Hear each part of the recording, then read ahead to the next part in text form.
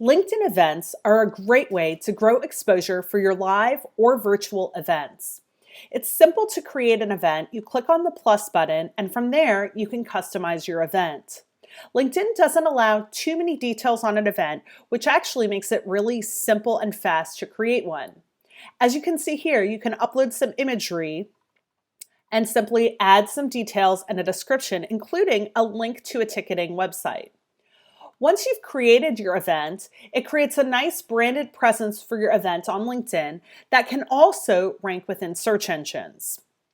As you can see here, I can add information about my event, as well as LinkedIn will display the details that I've put in previously. But here's the best part.